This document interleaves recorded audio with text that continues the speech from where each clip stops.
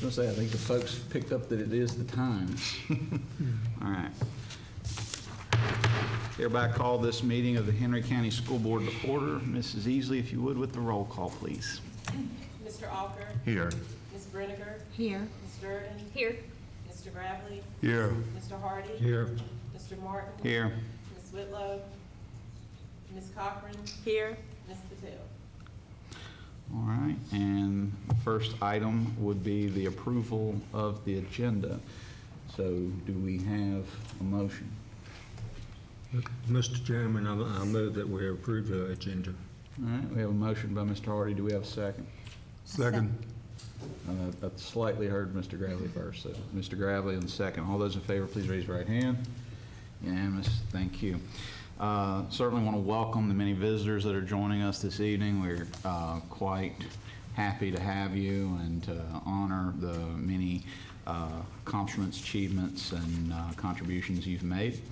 And look forward to doing that and giving you your proper time. And, you know, if you want to stick with us, as I like to say, you are more than welcome. And if you want to get your certificate and head out, we understand that as well. We're not offended. But I will ask you, if you would please stand for a moment of silence and then the Pledge of Allegiance.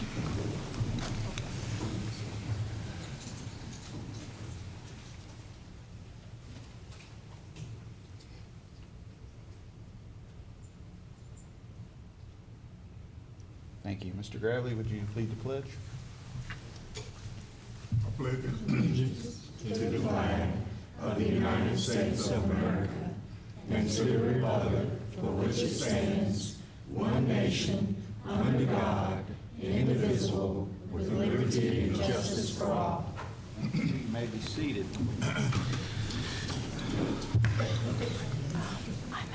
Mrs. Easley, just to confirm, no one has signed up for public comment? Okay. So we'll move from public comment to awards and recognitions. And first up, we have our student recognitions. Ms. Cochran. Dr. Blake Lewis. Okay, we got. Change things up on me and I forget. So our first student recognition this evening is actually to one of our student board members. So Ms. Lakin Cochran received First Team Scholastic Bowl and Regional First Team Scholastic Bowl. So we are very proud of Lakin today.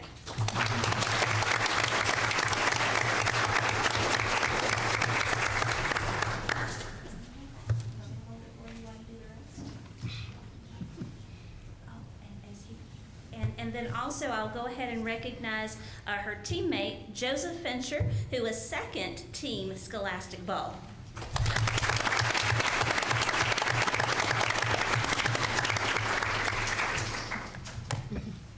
And some pictures, guys.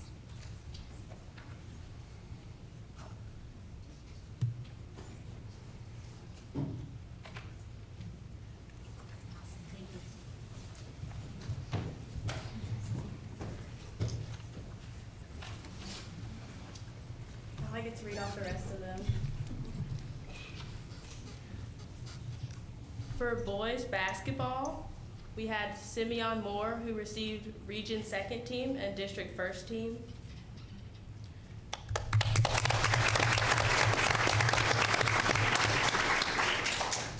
And Jacob Ford, who received District Second Team.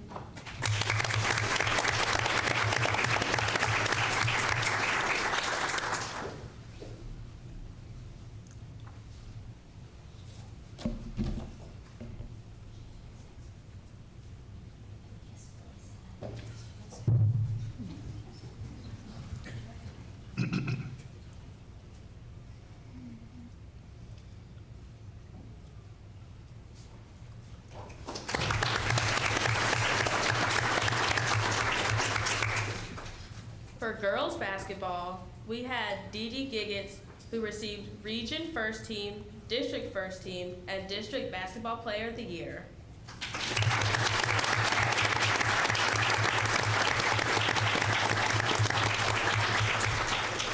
We also have Miranda Reynolds, who received district first team.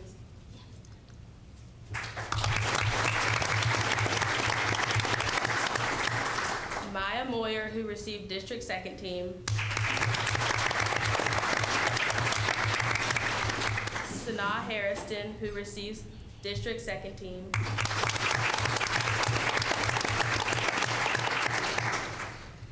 Jordan Caldwell McGee, who received district second team.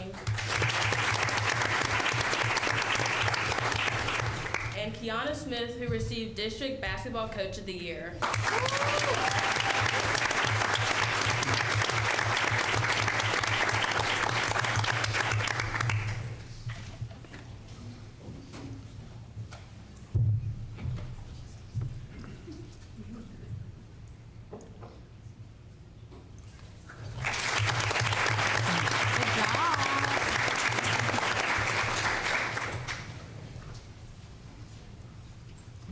If I may share with board members just real quickly, Dee Dee is actually a member of my superintendent's advisory council, so very proud of her.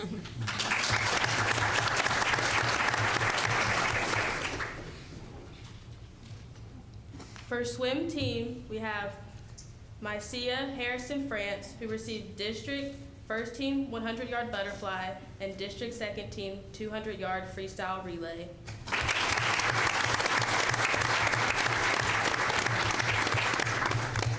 We have Catherine Haga, who received district first team 100-yard backstroke and district second team 200-yard freestyle relay.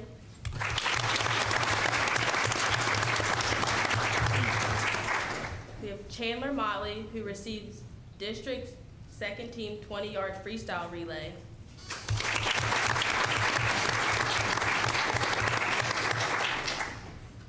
And we have Kate Jarrett, who received district first team 500-yard freestyle relay, district first team 200-yard freestyle relay, and district second team 200-yard freestyle relay.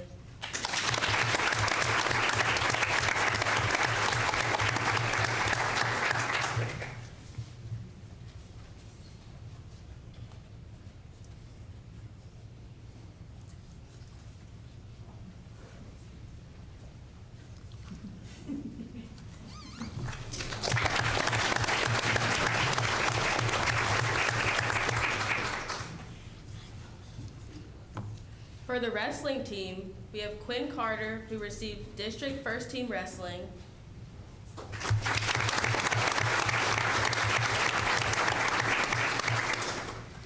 Jarrell Carter, who received state championship fourth place wrestling, region second team wrestling, and district first team wrestling.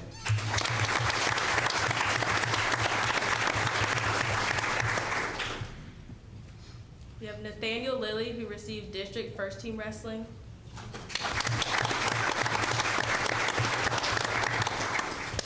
Carter McCraw, who received district first team wrestling.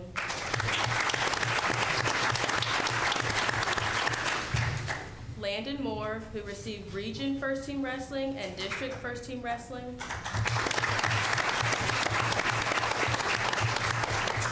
And JJ Spriggs, who received state third place wrestling, region second team wrestling, and district first team wrestling.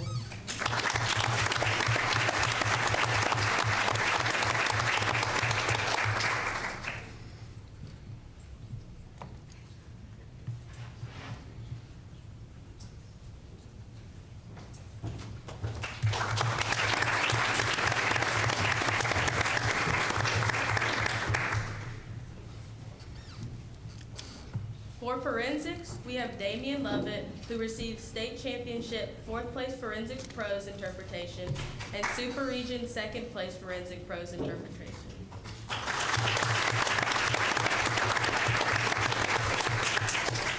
We have Taylor Holland, who received state championship third place forensics humorous interpretation and super region third place forensics humorous interpretation.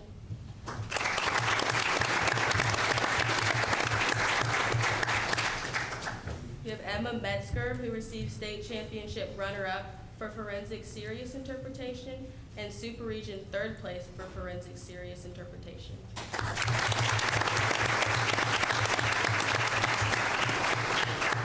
And we we have Laura Lee Robinson, who was the state champion for forensic storytelling and first place for super region storytelling.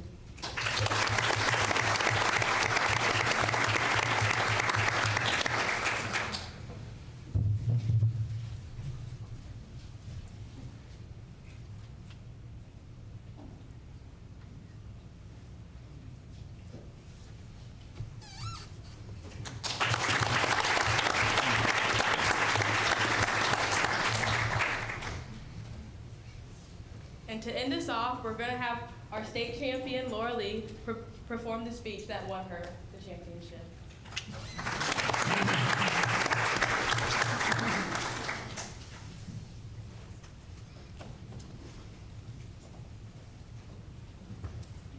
Before I begin, I'd like to thank the board members for letting me present my piece. Thank you. Absolutely, thank you. Hi, Duncan! Remember that great vacation we went on with your family? Remember how we laughed when we drew a picture of your dad's sunburn? Remember leaving me by the hotel pool before you left? Clearly you do not, because I'm still here. I mean, how could you miss me? Anyway, after waiting like 8 months for you to come get me, I guess I'm walking back. Your left behind friend, neon red crayon. Duncan and his crayons sure are an interesting pack of colors. After his first set of crayons were fed up with his treatment, and the day the crayons quit, Duncan has to save his old crayon friends from the treacherous outside world and in between the couch cushions. This is The Day the Crayons Came Home by Drew Daywalt and Oliver Jeffers. One day, Duncan and his crayons were happily coloring together when a strange stack of postcards came for him in the mail. Postcard 2, Duncan, Duncan's bedroom, upstairs, his house. Dear Duncan, not sure if you remember me. My name is Maroon Crayon. You only colored with me once to draw a scab, or whatever. Anyway, you lost me 2 years ago on the couch, and then your dad sat on me and broke me in half. I would have never survived had Paperclip not nursed me back to health. Well, I'm finally better now, so can you come get me? Oh, and can Paperclip come too? He's really holding me together. Sincerely, your marooned crayon. Maroon Crayon. Hi, Duncan! You're probably wondering why my head is stuck to your sock. A question I ask myself every day. Well, it's because last week you left me in your pocket, and then I ended up in the dryer. Then I landed on your sock, and now he's stuck to my head. Can you please come get me? Also, why does everything you wear still smell even after it's been washed? Your stinky sock stuck on the head, buddy. Turquoise crayon. Tell him I said hi. P.S. Sock says hi. Dearest Duncan, no one likes peas. No one even likes the color pea green. So I'm changing my name and running away to see the world. Sincerely, Esteban, the Magnificent. The crayon formerly known as pea green. Hi, Duncan! Remember last Halloween when we told your brother that there was a ghost underneath the basement stairs and we drew that scary stuff on the wall? Sure was funny when he ran away screaming, right? Well, it wasn't so funny when you forgot to take me out of the basement. Can you please come get me? I'm kind of terribly horrified. Your scared friend, glow-in-the-dark crayon. Hi, Duncan. Looks like I'm almost home. Been through China, Canada, France. I think just crossing New Jersey by camel now. New Jersey's the one with giant pyramids, right? See you soon, neon red crayon. P.S. Next stop, the North Pole. I think. Dear Mr. Duncan, oh, I know I'm not your crayon. I know I belong to your baby brother. But I can't take him anymore! In the last week alone, he's bitten the top of my head, put me in the cat's nose, drawn on the wall, and tried to color garbage with me. The worst part is, he's a terrible artist! I can't tell what his drawings are. Donkeys? Monkeys? Donkey monkeys! Picasso said every child is an artist. But I don't know. I don't think he met your brother. Please rescue me. Your desperate friend, Big Chunky Toddler Crayon. Dearest Duncan, could you please open the front door? I still need to see the world. Sincerely, Esteban the Magnificent. Duncan, does page 8 of Pirate Island ring a bell? Kind of a big payday for Captain Greenbeard there. And no bronze or silver in that pile either. I told you, it'd make me more blunt if you colored each coin individually. Did you listen? No. I also told you those crayon sharpeners never work. Did you listen to that? Also no. Now I can't color anything at all. Your pointless friend, Gold Crayon. Dearest Duncan, I've seen the world. It's raining. I'm coming back.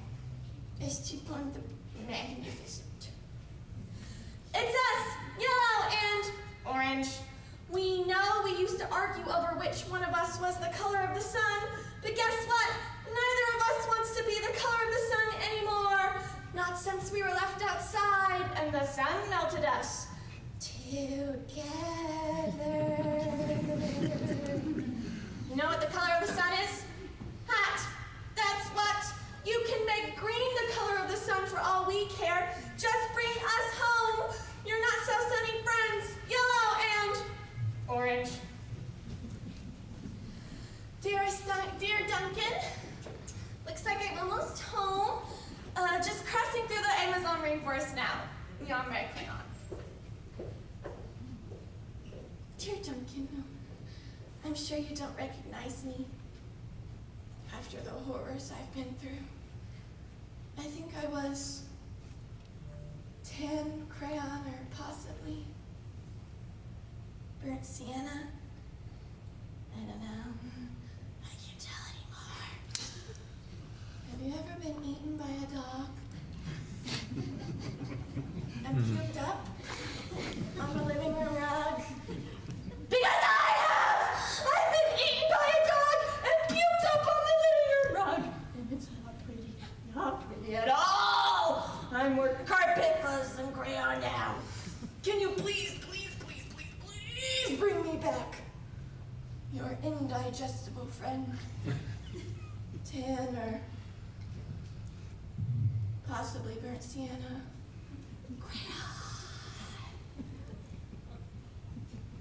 Duncan was sad to learn about all the crayons he'd lost, forgotten, and even neglected over the years. So he ran around, gathering all of them up. But his crayons were so broken and differently shaped that none of them fit in the crayon box anymore. So Duncan had an idea. Bang, bang, bang, bang, bang. Bang, bang, bang, bang. Bang, bang. He built a place where each crayon could always feel at home. Thank you.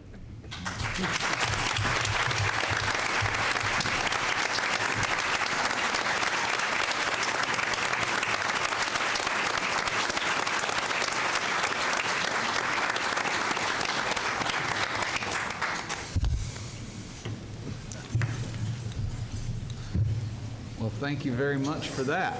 Yeah, great. I can see how that one stay title. Yeah. Definitely. Good. She's very talented.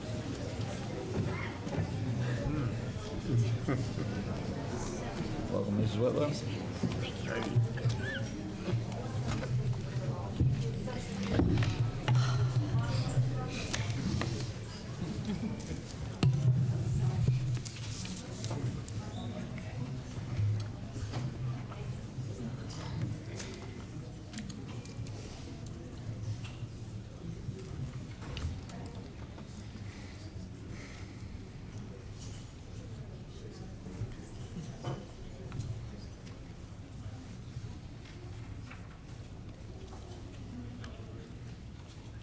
I was going to say next you have SVRTC award recognition.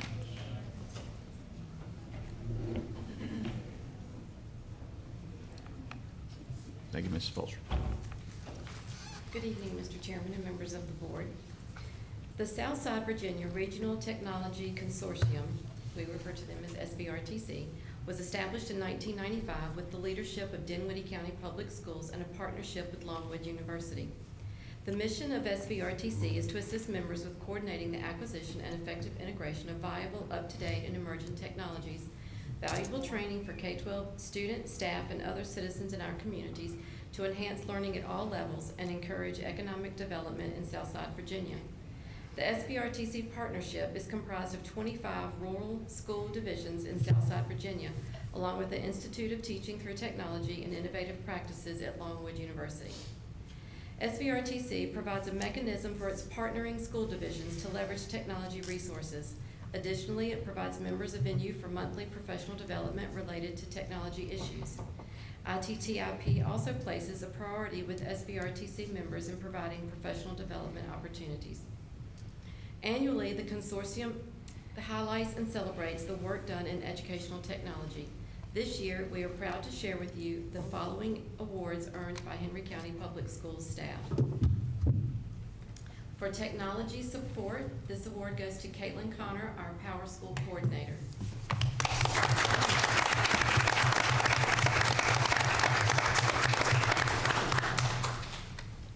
For technology teacher, this goes to Martha Miller, a second grade teacher at G.W. Carver Elementary School.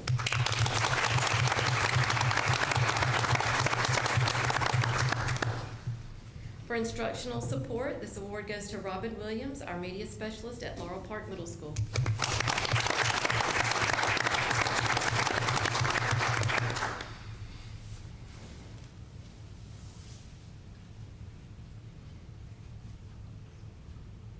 And for our Technology Leadership Award, this goes to Jane Frith, our Technology Operations Assistant.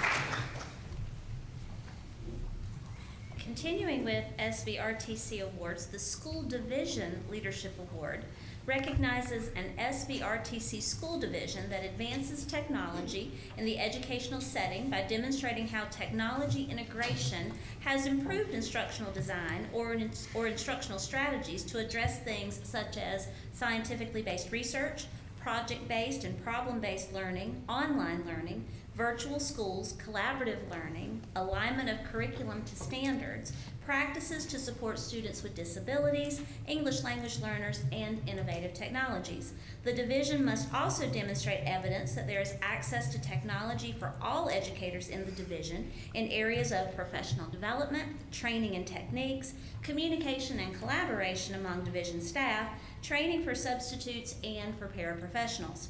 Support must be provided to administrators and teachers with technology infrastructure and maintenance, technical support, public alignment of division resources, building and network security, and facility design and security issues. We are proud to announce that the Henry County Public Schools has won the 2024 SVRTC Division Leadership Award, and that by prioritizing these aspects, we are working to better prepare students to thrive and contribute meaningfully in an increasingly competitive global society. So accepting the award on behalf of the division, we have Beth Fulcher, Director of Technology, Mike Mentor, Director of Career and Technical Education, and Phyllis Mead, STEM Coordinator.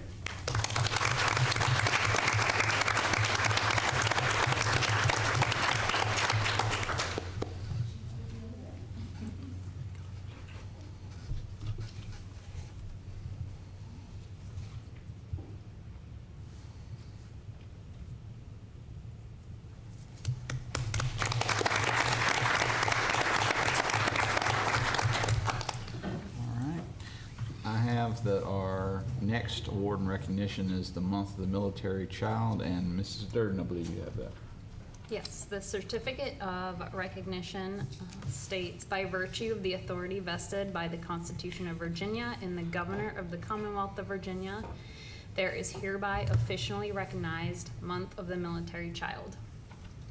Whereas the Commonwealth of Virginia is proud to be home to more than 77,000 public school children whose parents serve in the military stationed in Virginia, and whereas Virginia has the highest number of military school-aged children in the nation and is committed to being an active participant in the Interstate Compact on Educational Opportunity for Military Children, which facilitates military children transitioning into school systems across state lines, and whereas the children of our service members continue to make significant contributions to schools, communities, the nation, and our Commonwealth, despite prolonged and repeated absences of one or both parents, and whereas Virginia's public and private schools remain committed to the care and education of the children of the men and women of our armed forces, and whereas the Virginia Department of Education and the Virginia Council on the Interstate Compact for Military Children have awarded the Purple Star designation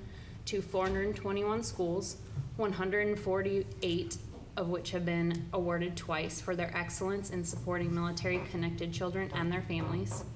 And whereas many school divisions in the Commonwealth prioritize military families in out-of-zone and out-of-district enrollment policies to eliminate access barriers, and whereas by partnering with school liaison officers, military leaders, educators, and community organizations, the Virginia Department of Education provides the unique support needed for military service members and their families during all stages of transition and deployment.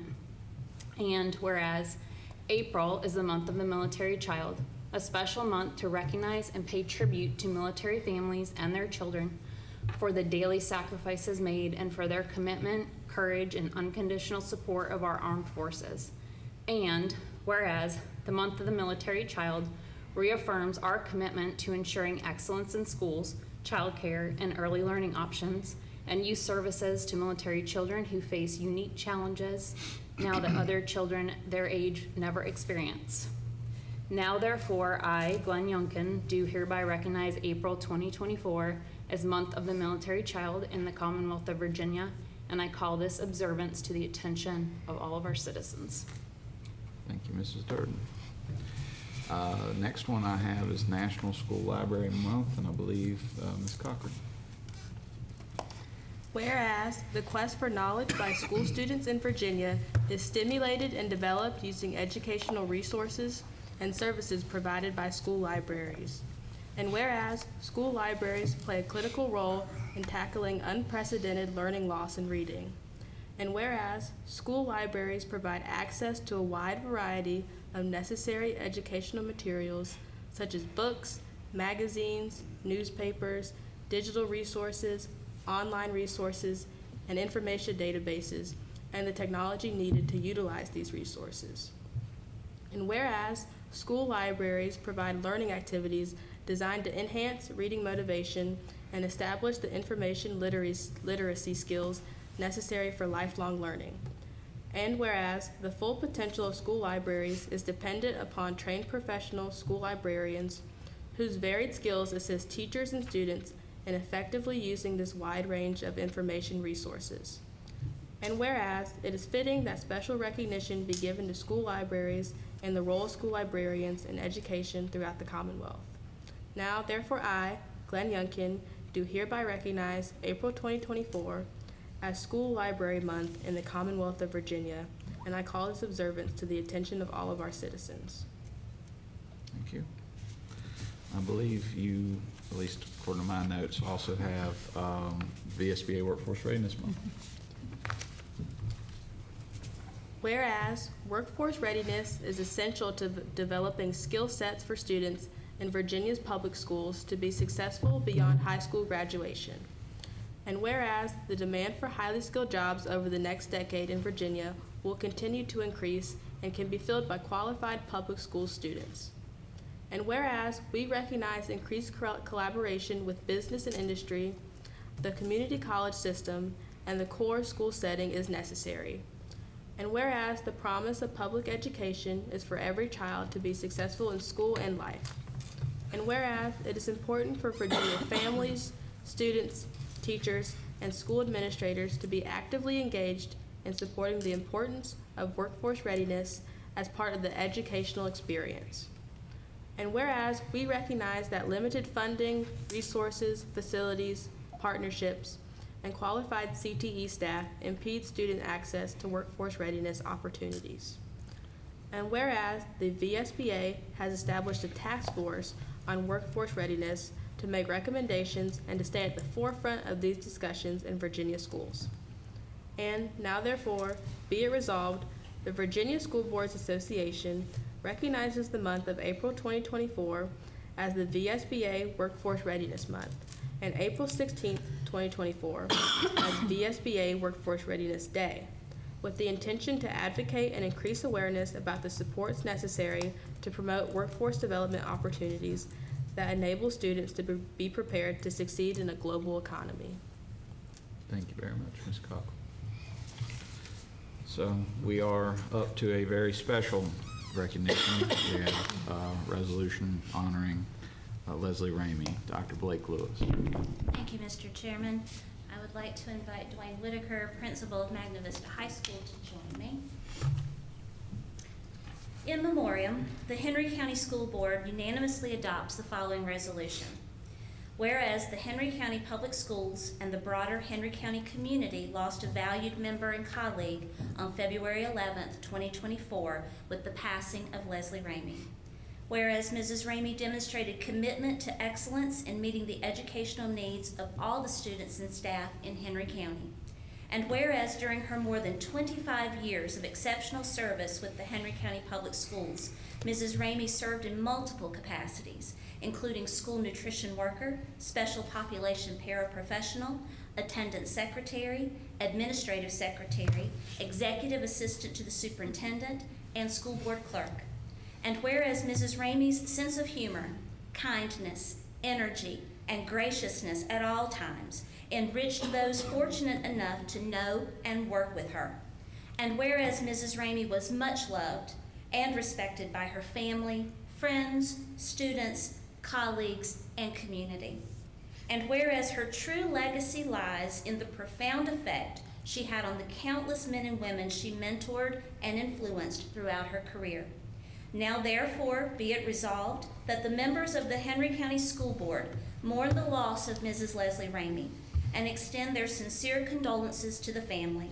And be it further resolved that a copy of this resolution become an official part of the minutes of the School Board of Henry County. At this time, we would like to ask members of Mrs. Ramey's family to come forward to receive this memorial.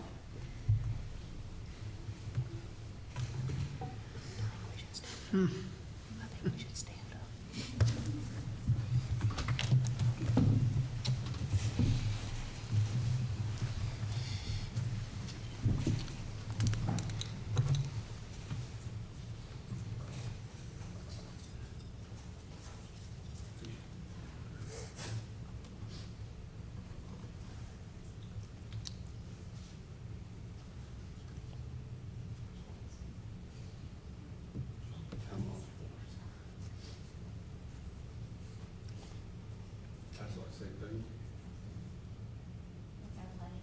Thank you.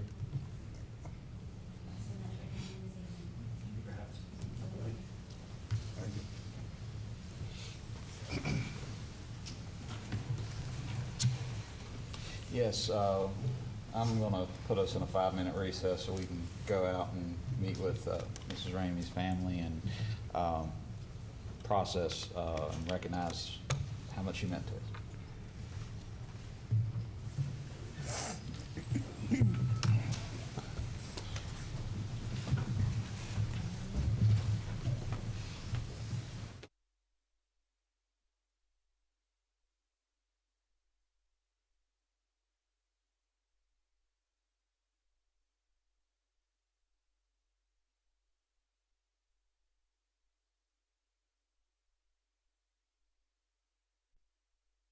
Yes, thank you all for taking the time to go out and meet with Mrs. Ramey's family.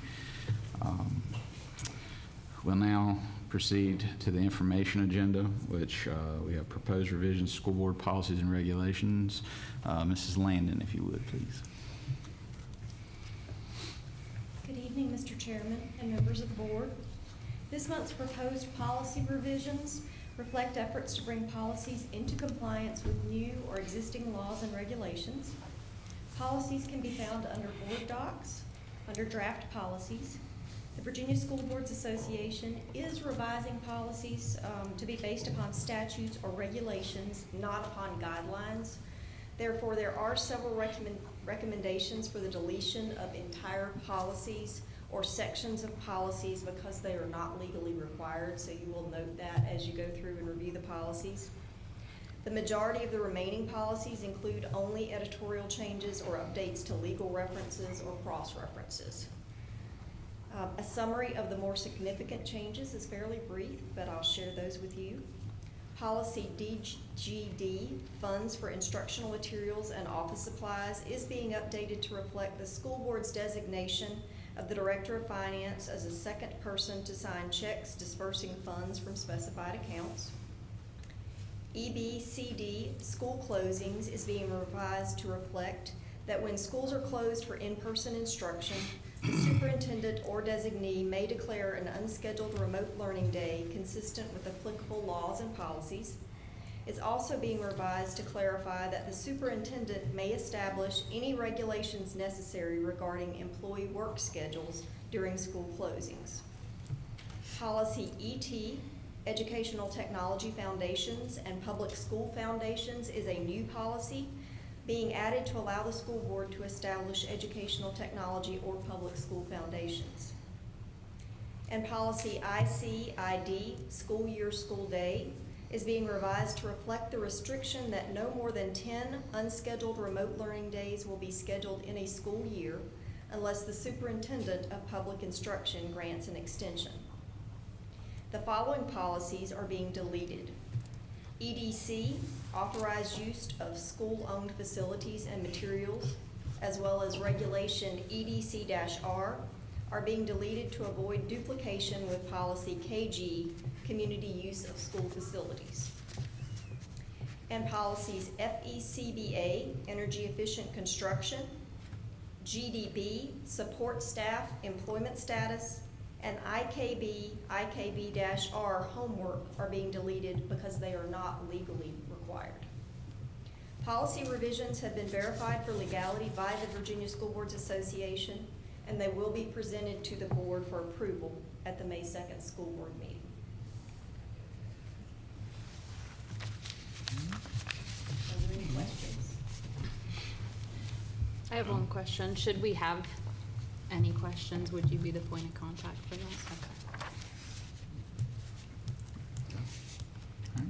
Thank you very much, Mrs. Lane. All right, we are up to the consent agenda. There are 8 items in there.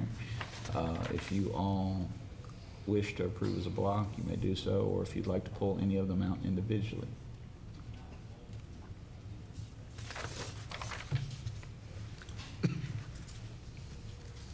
I'm good with the block, but it's. Mr. Chairman, I noticed that we do have a few different topics under the consent agenda, but I think most of us understand those.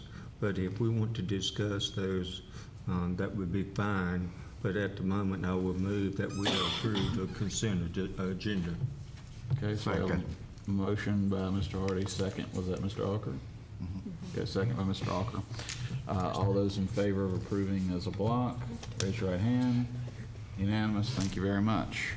We are up to the action agenda, and the first item is approval of Renaissance products and services for administrators and counselors. Dr. Woods.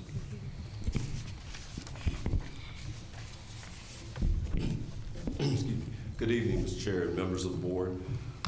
Renaissance Fundamentals provides a K-12 universal screener that helps to uncover non-academic barriers to student learning, such as lack of confidence, motivation, or connectedness. Students can complete a survey in 15 minutes or less on their feelings about school and themselves as learners, with actionable reports immediately available for educators. Renaissance Fundamentals can be used as a critical component of multi-tiered systems of supports, process, or other whole child initiatives, allowing educators to identify at-risk students and areas of concern before they manifest as chronic issues. It's recommended that the board approve the Renaissance products and services for all students. Happy to answer any questions. Any questions or comments from the board? It's for K through 12? Is Yes. it K through 12? Yes, ma'am. Yes, ma'am. So how often will the students be assessed on this? Is this a one-time thing or what? Because It's twice. Yes. twice throughout the school year? Or what? About a month or so after school would start, they give a suggested window, and then they get reevaluated again going into the spring. Mhm. Just as a reminder to the board, I included this in a board grant back before the spring break with a link to additional information. And there is also a handout at your seat with some of that reminder information. All right. Okay. All right, any other questions or comments, or I would entertain a motion?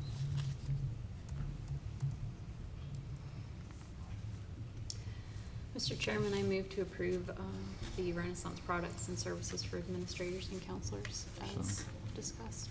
Motion by Mrs. Durden, do I have a second? A second. Second by Mrs. Brenner.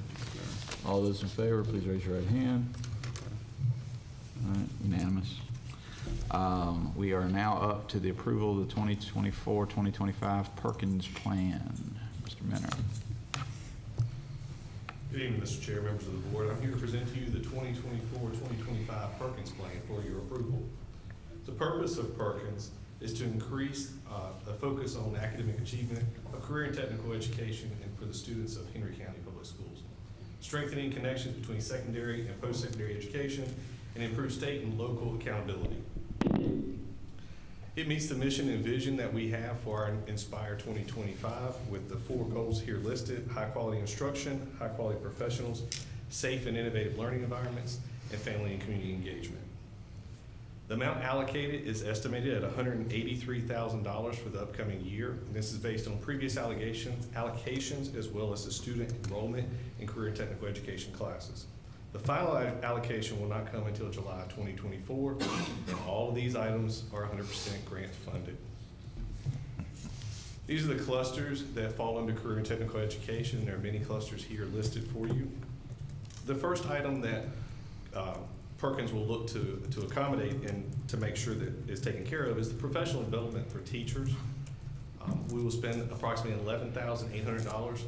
100% of requests made by teachers will be supported in the Perkins request. We sent out requests in December. We went over this with our CTE advisory board, and we felt that that was 100% needs to be valued so that teachers can go to these professional developments, get the skills they need to make sure they're up to date on the curriculum and can support our students. Perkins also supports student transportation to certain events, competitions. The amount we have allocated for that is $19,500.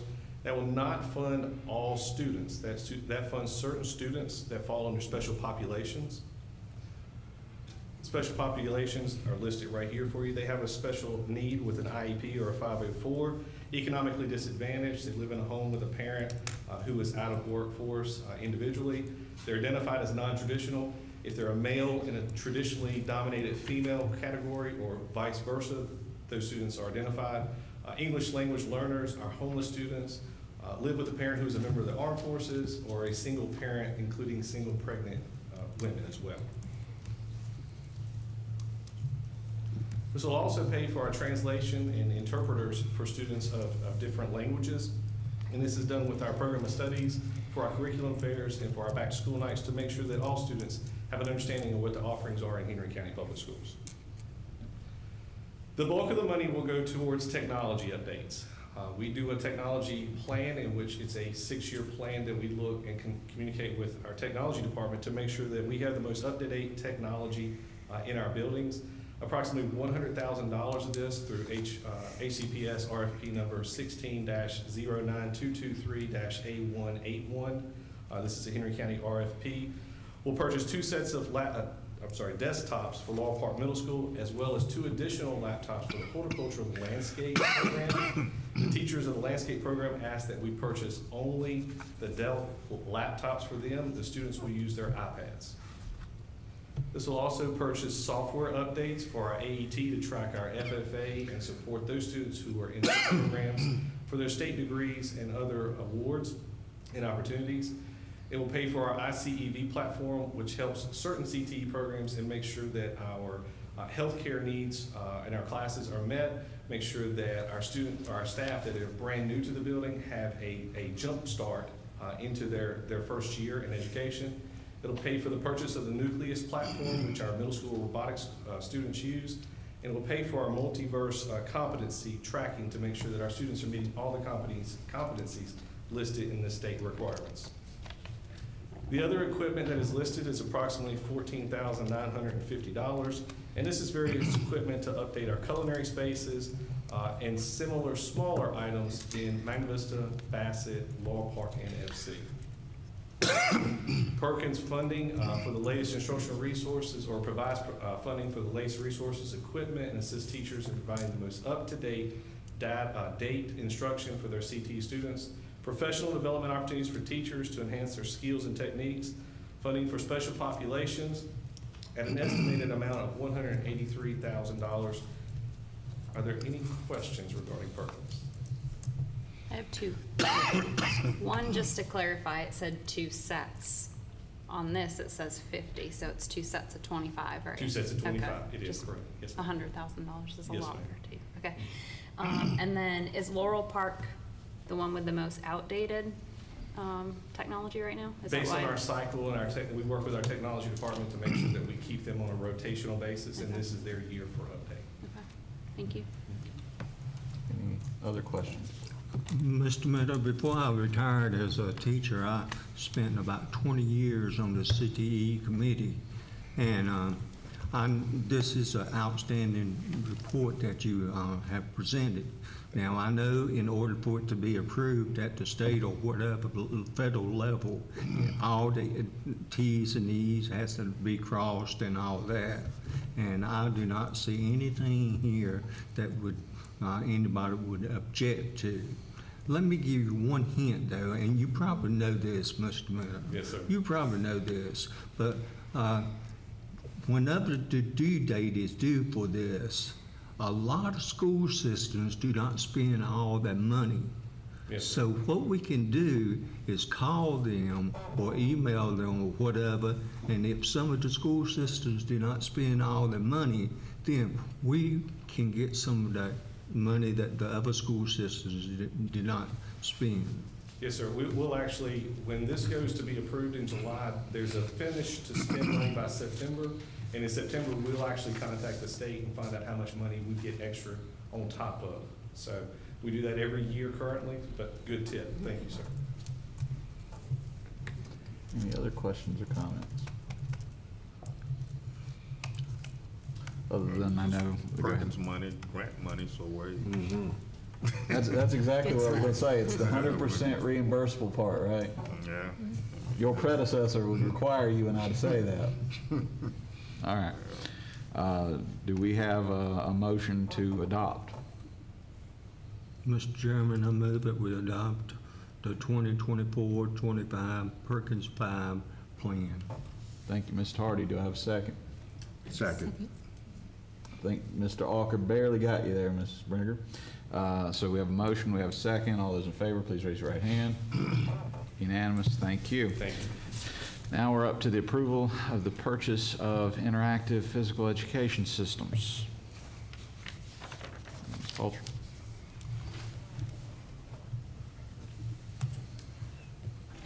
LU Interactive Physical Education System is an audiovisual system powered by a wide range of educational applications.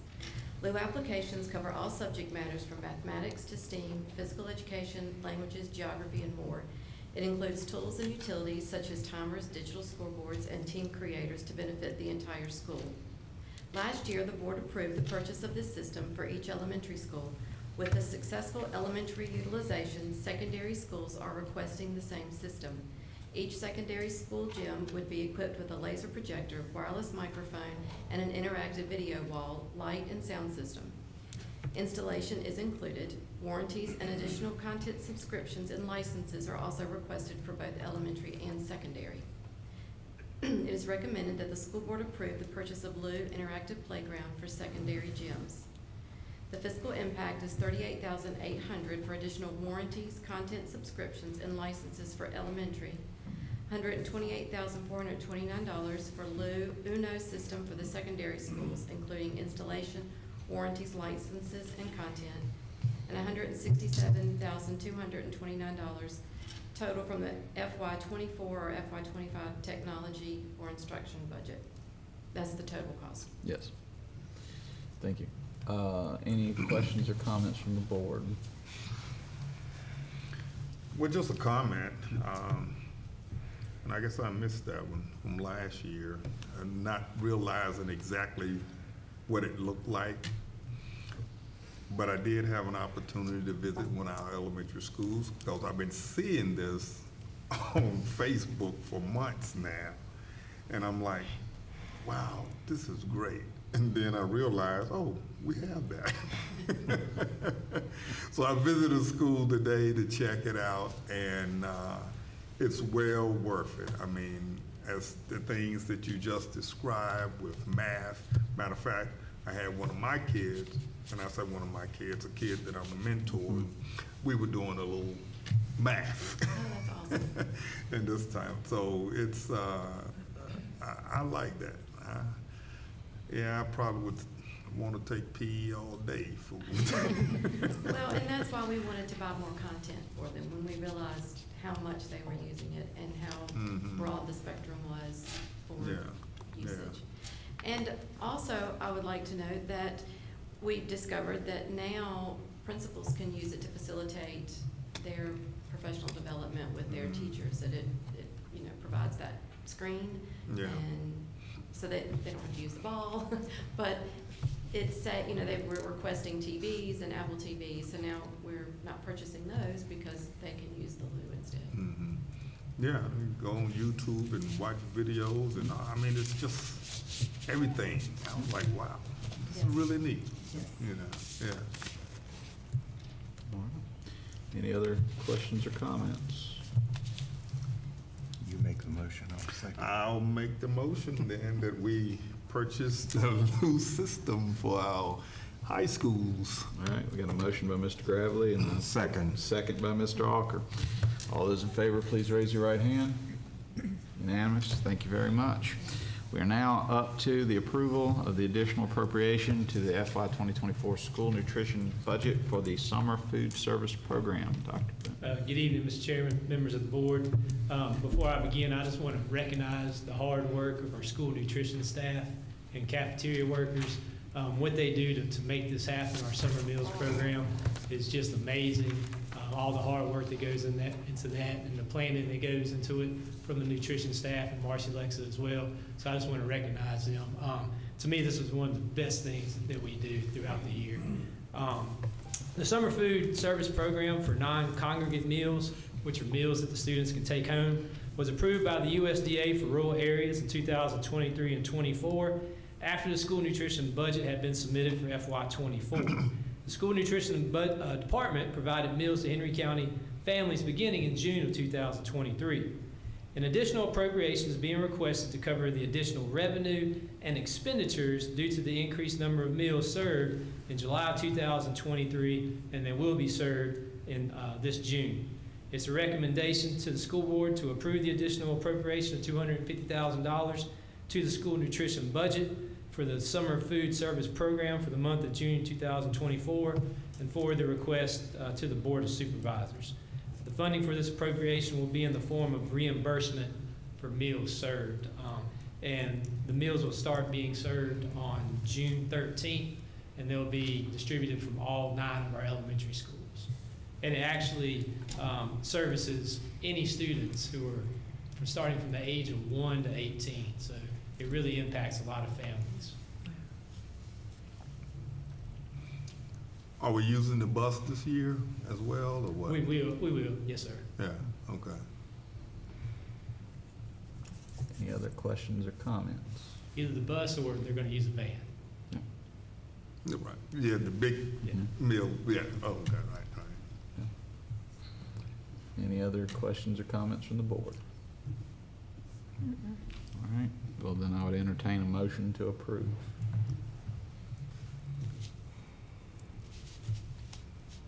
Mr. Chairman, I move that we accept the approval of additional appropriation for the school nutrition budget. All right, do I have a second? Second. I think Mrs. Brenner got that one. All right, second. All those in favor, please raise your right hand. Unanimous, thank you very much. Thank you, Dr. Boone. And we are up to the superintendent's reports. Dr. Blake Lewis. Good evening again, everyone. Just to hit some of the highlights from this month, as a reminder, we do have the link available for board members to submit their committee reports, and it is okay if you have not had a committee meeting in a month, you can simply say no report. So please don't ever feel pressured to have a report every month. If there's nothing going on in your area, it's completely okay to say no report this month. But if you do, please use this link to submit that so that we have a record of your meeting. As again, a reminder, summer leadership with all of our Henry County Public School Administration is scheduled for July 16th through the 18th. And so we are in the process of crafting that agenda, and I will be sharing that with you ahead of time so that you all will see the different topics that will be discussed in our leadership. As a reminder, back several months ago, we were closing out the old transportation garage, the old bus garage, and I informed you then that we were discontinuing the internet service and the fuel service at that site. We are still in possession of that site, and so we do need to go ahead and make a decision on the future of that facility. So if you would please give that some thought, and if you would just reach out and email or text or a call to let me know your thoughts on the future use of that facility. I would like for us to maybe go ahead and make that decision before we start the next fiscal year. So if we can maybe have some discussion around that coming up in the next month and make a decision definitely by the June board meeting so we'll know what to do with that facility.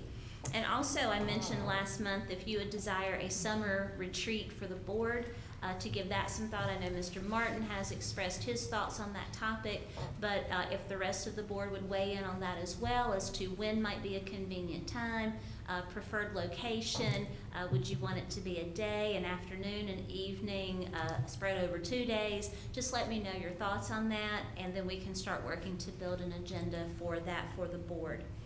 You may have noticed that the Henry County Public School website has had an update. Has anyone tried to go and find where to access your email? Right. So we have done an update that happened over spring break. Ms. Fulcher and her team have been working to refresh and give us a more updated, modern look to our webpage. And so if I do say so myself, I think it looks pretty good. So I hope that you've had some time to explore, but I know the key function is trying to find your email, so I have included instructions here in the newsletter for how to access your email with the new site layout. Typically, I give you my month at a glance. Several things coming up. April 16th, which is next Tuesday, is the Henry County Public School Art Show reception. That will be right out here in the lobby. It starts at 6 o'clock. So I do encourage each of you as board members to come out and be part of that reception, meet with the students, their families, view their artwork, and I know that Mr. Hardy will then be transporting our artwork winners to a VSBA competition. So lots of fun and things going on there. And if you've not already walked through in the lobby, there are some beautiful pieces of artwork out there. We truly have some great talent here among our students in Henry County. April 17th next week, there is a VDOE listening session on updates to the accountability system. Dr. Coons and staff from the Virginia Department of Ed have been scheduling these regionally, and so our Region 6 meeting is next week. It will be held at Salem Museum at 6 p.m. Myself, Dr. Boone, Ms. Milner, and some of our principals are planning to attend that meeting and voice our concerns and thoughts and ideas around the proposed changes to the accountability model. It is open to the public, so if any of you as board members would like to possibly join us on that, I can certainly forward you the registration link. They do ask that you register online ahead of time. So if anyone is interested in that, if you would just shoot me a quick message, I'd be happy to share the link with you. April 18th is CTE signing day at Patrick and Henry. And so this is a wonderful occasion for our students who are going into a career pathway through Patrick and Henry to have a signing day similar to what athletes do when they are committing to play at a certain school. So it's an exciting time for these students and recognizing that this is a viable pathway and a noble pathway for these students. And that'll be at 9 a.m. on the 18th. I will be in attendance. I believe Ms. Milner will be joining me for that. But if any of you are available and would like to be there as well, please join us. April 19th, which is a Friday night, Lions Club night at Uptown Pinball. We have a wonderful partnership with the owner of Uptown Pinball. He does many themed nights for our elementary schools already, where he shares the proceeds from the night as a donation to the school. But this is a night that he, I believe, has agreed to send all proceeds to the Lions Club, maybe all proceeds. He said he was going to consider, he was doing at least the half, but he might do the full. Well, maybe he'll see us tonight and feel a little pressure. All right. But either way, Lions Club is sponsoring this night at Uptown Pinball, and the proceeds will benefit our efforts to provide accessible playground equipment to our students with disabilities. So again, a very noble cause, and I hope to see all of you out there. I intend to be out there playing some video games and some pinball and things myself, so I think it'll be a fun night.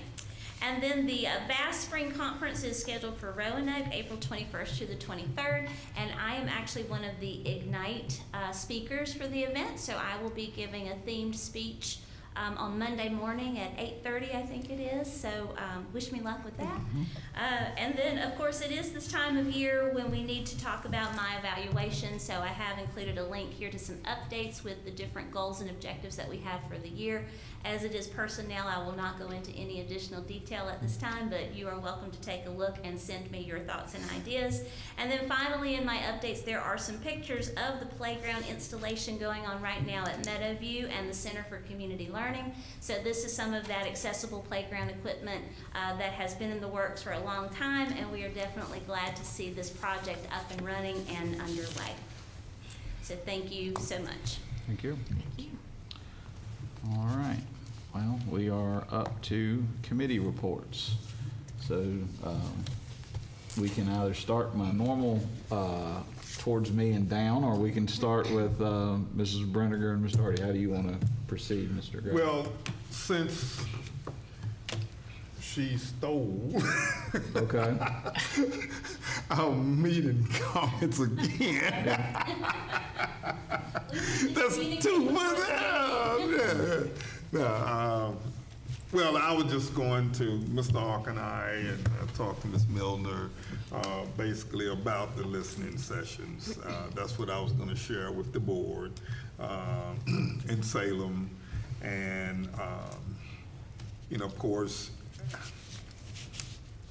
I hope you guys, and I guess by them going, really review this and give them your opinion. I have my opinion that I'll share, but with this new, I guess if you will, process or accreditation system, we really need to look at some of those options out there, and how they could very well affect our individual schools. So, but I was gonna mention that. So I'll share my concerns, and I hope you guys, do the same. Share your concerns. That conclude your report? That's it. Yeah, that's it. I had a whole spiel, but I won't go into that. I got you. I understand. Thank you, Mr. Gravely and Mr. Hawker. I'm with him. I thought you were. Your body language was that you were good. Yeah. Okay. Yeah. Mrs. Durden and Mrs. Whitlow. For facilities and Yes. finance, once again, we did meet, we had, went over the presentation for the budget, how that has been progressing. Not any really new information, just thank Dr. Boone and Mr. Scott and all the finance department for their continuous hard work and making impossible things happen. Yeah. Thank you. You good, Mrs. Bullock? Okay. We are to Mrs. Brenniger and Mr. Hardy. Well, y'all should be glad theirs were short, because ours is probably gonna be the longest of the year. Because I didn't realize if there was nothing going on, we didn't have to go looking for something, because that's what we did this month. We went and looked for something to find. So we said, it's spring athletics. We love the athletics. We're big on sports, me and Mr. Hardy. So we did an athletics report, and I actually talked to most of the spring sports coaches, softball and baseball at Magna Vista and Bassett, tennis and soccer. So I got some feedback, and 9 times out of 10 they're gonna only tell you the bad things, or the things they need, or the things that are going wrong. I did get some good stuff, and I'll mention that too, but Mr. Hardy wants to give a little bit of a start. Okay. Well, I'm going to kind of say a little bit of what she said, because I kind of wrote mine down here. Since we are in the middle of our spring sports season, one of the topics under the Student Services Committee is athletics. Therefore, tonight, Mrs. Brenniger and I will speak on athletics in Henry County Public Schools. Information comes from talking to coaches, former coaches. Very important. We talked to a lot of fans. We talked to several of the former players that used to play on the teams here in Henry County, and we even did a few internet searches. First thing I will do, I will mention the advantages of athletics, which are unlimited, but I will just mention 6 at this time. Athletics teaches our students the importance of teamwork, which is in turn will help the students as they enter college or the job market. Number 2, most high school athletes have an increased GPAs or grade point average, not always, but most cases, from the encouragement of their coaches, teammates, and parents. Number 3, athletes usually have greater time management skills. And all you have to do is look at this young lady over here on our board, student board member. No telling how many activities that Lincoln is in, but she is also our #1 seed on the Magna Vista tennis team. And she's on the school board as a student representative. I'm sure she's in the beta club. I hadn't asked her. She's in the scholastic club, and I'm sure she does a lot of things. She probably has to do her homework sometime on the way back from the games. Okay, number 4, physical fitness is important to the overall success of our students.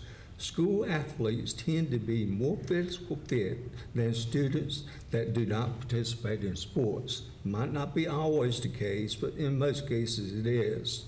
Students athletes develop leadership skills on and off the field, which will stay with them for a lifetime.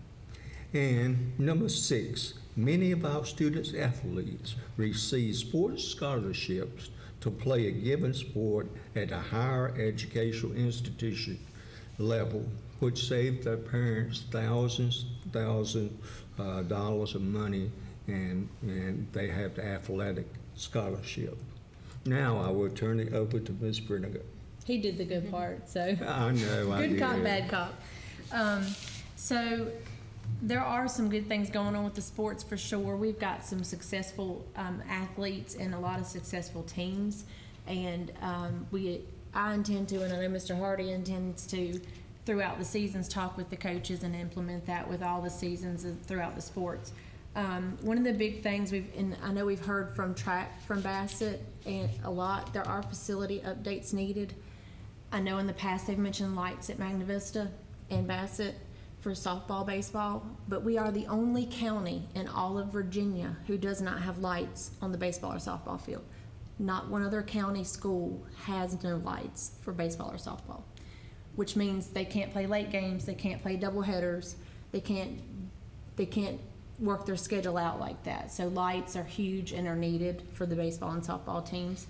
And they also are one of the few teams, or one of the few sports in any county in Virginia that do not have an indoor facility.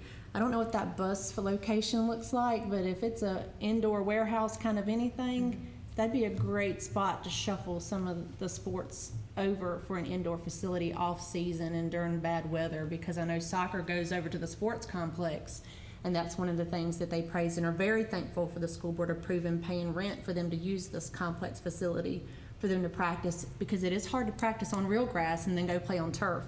But they're very appreciative of that. However, other sports feel like they're not getting the ability to practice when it's bad weather or in off season. There were times that baseball and softball at Bassett and Magna Vista had an indoor facility at a warehouse through Lester.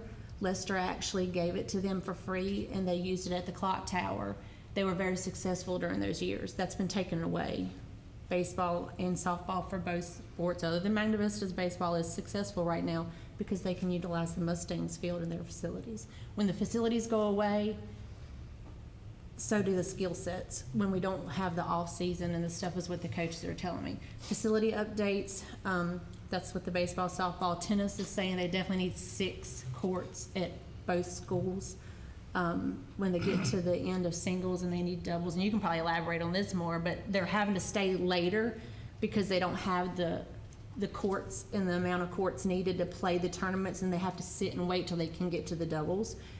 So when it comes up that you have some money sitting, that we have money sitting that needs to go towards that type of thing for a structure, and not a building structure, but for sports, we can look at options for that.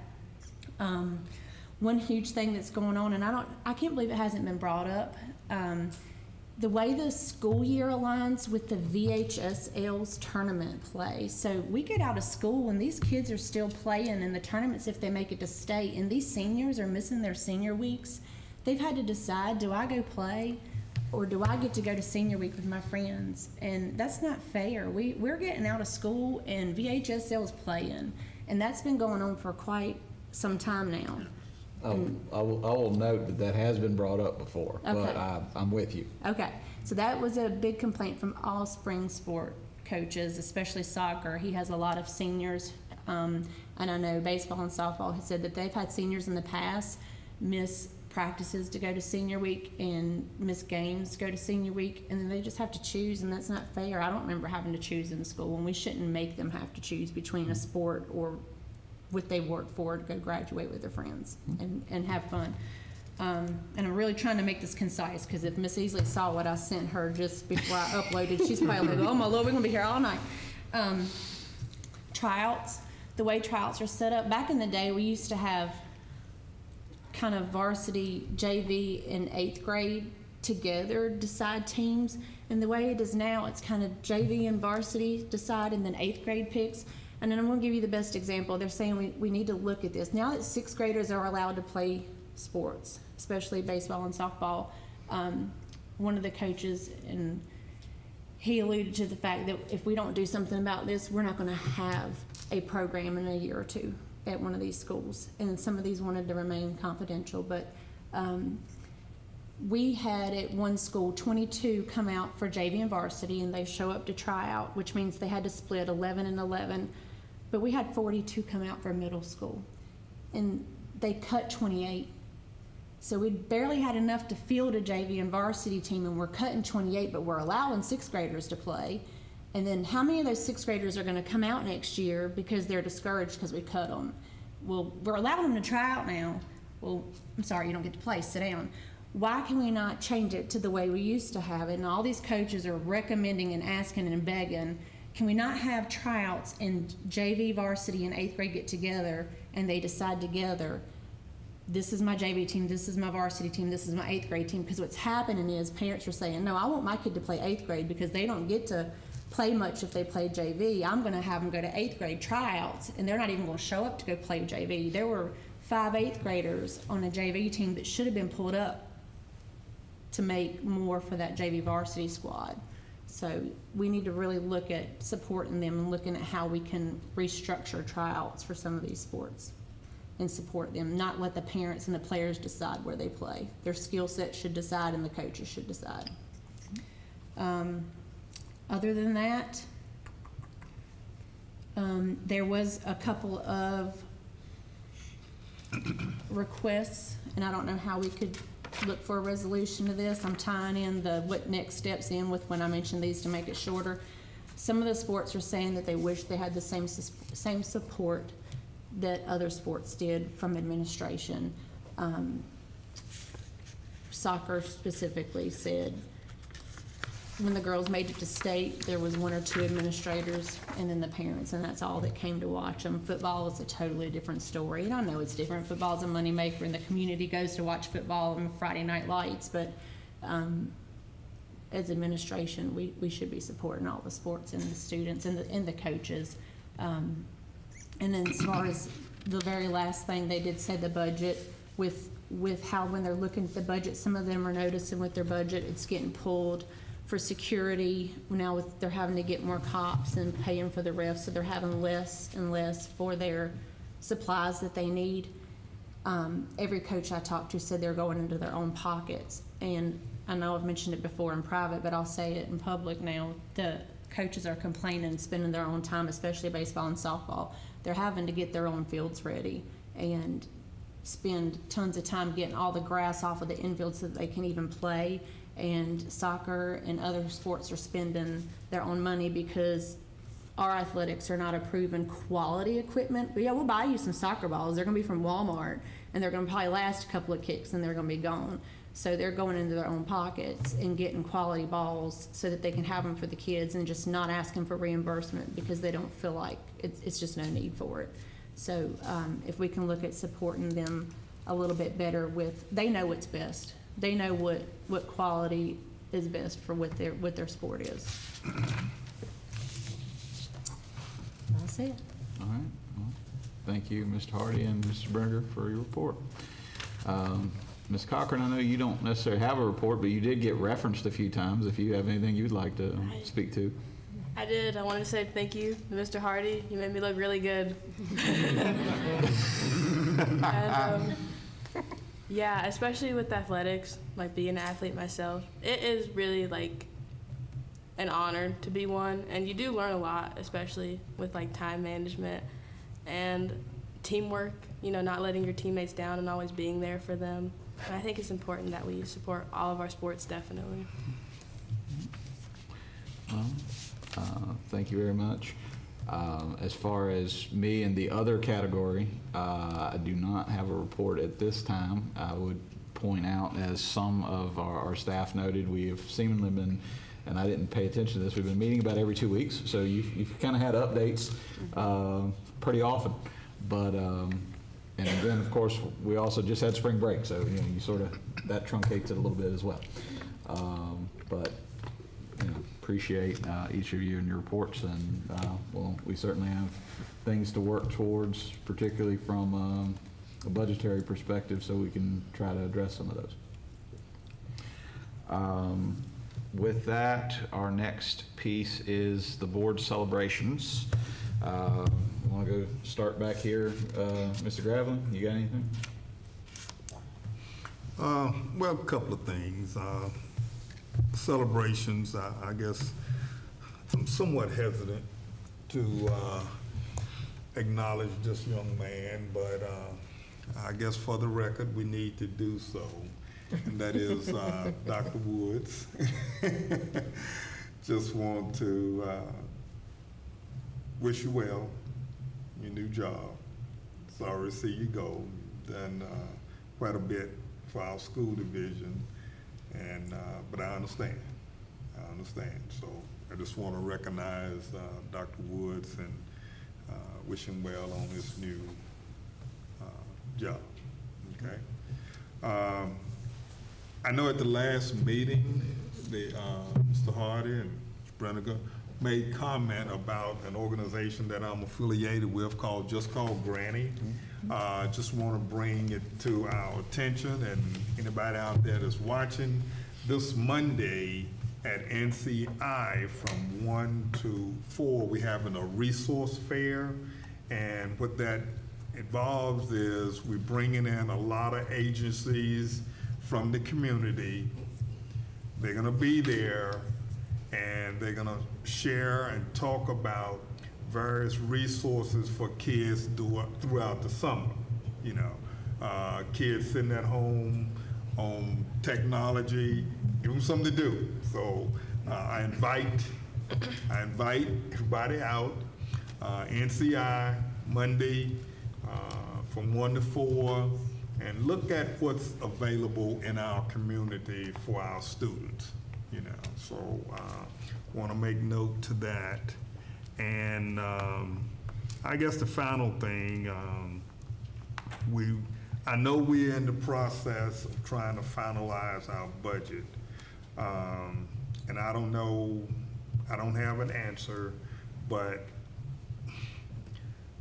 somehow I think just from the type of conversations that I get, somehow I guess we need to look at our messaging when it comes to those top tier staff members to assure them that we're not trying to slight them, you know. And again, I don't know if it's messaging or what, but there's still some misconceptions out there, and we need to make sure that they understand we're not trying to slight them with, and in all defense too, we haven't finalized the budget, and that's one of the things that I tell folk. We haven't gotten the budget yet. So there are gonna be adjustments, but I just wanna make sure that that's clear that, you know, we haven't gotten a budget, so there are gonna be some adjustments made, but at the same time too, making sure that there's no misinformation. That's all I have. Appreciate it, Mr. Gravely. Mr. Alker? I have nothing. Okay. Mrs. Whitlow? Good. I just want to say congratulations to the technology, all Yeah. those that we got. That's great, and obviously we're up there with the best as far as our technology in our school system. Thank you, Mrs. Whitlow. Mr. Dirk? Okay. Mr. Hardy? Got a couple of things. This Saturday, April the 13th, the Horse Pastor Christian Church will have a fundraiser for the backpack program at Carver Elementary School. Now, all this money, they pay for all the food, the church does, and all the money that they take in, they donate it back to the school for the backpack program. Wonderful, wonderful thing for the church to do. And also this Saturday, we are, for the first time in years, we are bringing back a horse show. And Ms. Bremick down at the Career Academy, she is having a horse show at the Saddle Club. I forget the name of it, but it's a local saddle club here. Okay. I went to the FFA competitions down in Chatham on March the 20th. They did very, very well down there. We took home a lot of first places and a lot of those awards, and they will participate in the state FFA convention this summer at Virginia Tech. I encourage everyone to support our horticultural programs at our schools. They do have some beautiful plants, and instead of buying your plants at Walmart or Lowe's or somewhere, I would suggest that you check those out. My last point is kind of like Mr. Gravely said. The teachers of 30 plus years of experience, and I have about 6 or 7 to contact me since the last board meeting. They are disappointed that they are not receiving their 5% raises as other teachers are. Maybe this will change when the final budget is finalized. And the last note I'd like to make is always an honor to have a member of the Board of Supervisors at our meeting. Thank you, Dr. Kabbalah, for being here. Congratulations to Lakin again. And I was going to touch on, because you posted about the horticulture and all the flowers that they're selling. I think she posts them online and they're on her Facebook. They used to be on her Facebook page of the prices and so forth. But when you do purchase and after you plant, take back the containers so she can recycle and save money. And I know she's not telling people that, but you can take them back and recycle the containers so she can reuse them every year. Ms. Cochran? I just want to say thank you, Mrs. Brendiger, for that. And I also just had, like, I guess some questions about the new website, especially for Canvas for students. I know students and faculty have been having problems getting into Canvas now that it's been redesigned. And especially like coming back from spring break, a lot of us didn't know that this change was happening. So like I came back and I wanted to go to Canvas, so I went to like check this out. And then it wasn't there, and I was like, oh no, how do I get there? And then I finally found where to go to Canvas, but it says you have to go to the Canvas app now. And sometimes the website has more features than the app does that are helpful. We can add that back. Okay. Thank you. Similar to what Mr. Gravely said, you know, Dr. Blake Lewis commented on quite a few of the things that I would have noted, whether that be from a committee report perspective or a board celebration perspective, such as the inclusive playground or the Uptown Pinball Night, the Lions Club fundraising for those efforts. And I would also note that, as I know Mrs. Breger and I have discussed in the past, some of the previous offers from some of those same community groups to support, whether that be lights and so forth. And of course, the other element to that, since the budget was mentioned as well, is a facilities line towards those, because the 1% funding is kind of limited to major school construction renovation, not necessarily the lights, but you know, having that type of a dedicated line and being able to address those, as well as some support like when we fundraised for the Magna Vista weight room. Things of that nature would help us with moving those along, and I'm more than happy to work on trying to get those going. It's a lot. It's going to take a lot of effort by a lot of people, but whether that be, you know, the track situation, whether that be the lights and all, the need's certainly there. But well, thank you all for that. We have a reminder of dates, and next meeting, as mentioned currently, is May the 2nd at 5:30, and then conference-wise, there is a virtual Hot Topic conference coming up April 18th, and then May 31st is the ever-popular School Law Conference. That one I always find to be very informative, so if you can, it does have a virtual option as well in the event you can't make it to Richmond, and I certainly understand. Historically, I always go to that one, so if anybody else wants to, I know Mr. Hardy went last year as well, and every now and then Mr. Gardner even goes. But with that said, that covers everything up to closed session. Oh, and I will also echo, aside from some of the other comments, thank Supervisor Cobbler for being with us as well.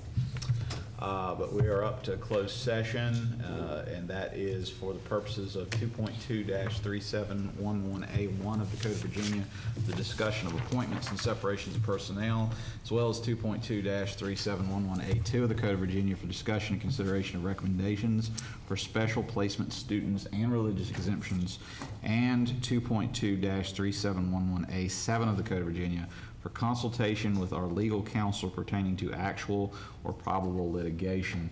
With all of that mouthful said, do I have a motion to support that and those reasons? Motion by Mr. Gravely. Do I have a second? Second. Second by Mr. Alker. All those in favor, please raise your right hand. Thank you. We are enclosed.